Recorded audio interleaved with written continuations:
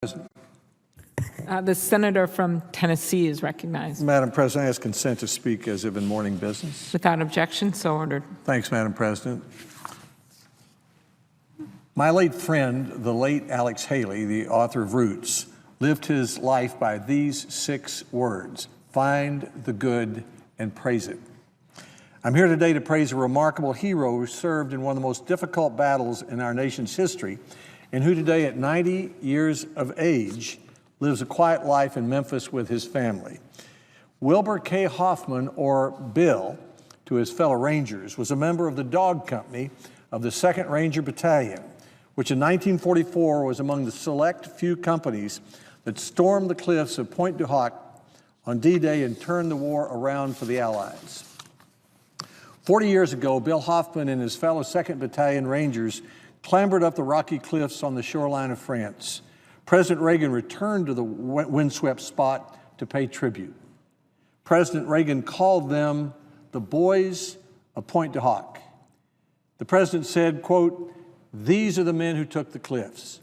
These are the champions who helped free a continent. These are the heroes who helped end a war." And this is Bill Hoffman, a hero who helped free a continent and end a war. Bill volunteered to join the Army in 1942. A year later, he volunteered to join the Rangers, a select group charged with special missions. Bill says that because of all their special training, they'd simply, quote, get the mission done, unquote. Bill served in the Army for 24 years. He got out in 1945 after the war, took a look at the job market and said, "I think I'll go back in." Bill likes to say, everything that happened, I volunteered for. And if you happen to ask him how he feels about it when he looks back, he'll tell you just as plainly, no regrets. This year, the Army has awarded Bill a Purple Heart, but not for the first time. During World War II, the Army tried, but Bill, in an Army ward surrounded by soldiers who had lost arms and legs in fighting, believed that his wounds just didn't measure up. And so he said, "I don't think so."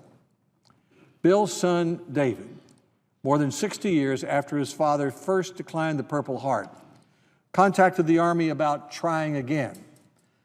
Capturing his father's humility in declining the medal decades ago, David calls his dad the nicest guy you'll ever meet, friendly and outgoing, but by the same token, he doesn't like to talk about himself, says the son. Bill is the father of 7 children, and nearly all of them that could join the service did, or married someone who did. Bill is not a native Tennessean. He was born in Newark, New Jersey. He came to Tennessee first as a Ranger in training. The Rangers came from all over the country and assembled at Camp Forest in Tullahoma for training. Bill's wife came down to visit him there for a couple of days during training, and it must have had a real effect on her, because more than 30 years later, after Bill was out of the Army after 24 years of service, and they were living in New York State, Bill's wife said to him, "I want to go to Tennessee. I like it down there." So they packed up the U-Haul and moved to Ashland City along the Cumberland River. Today, Bill is one of only 3 Rangers left from the original 2nd Battalion Dog Company. While the Ranger reunions used to occur once every 2 years, the guys are getting old, Bill says, and now they're doing them every year. Good bunch of guys, Bill calls his fellow heroes. They say Ranger friendships are forever. It's true. Bill turns 91 on Friday. It's an honor for me to wish this American hero a happy birthday. So congratulations, Bill Hoffman.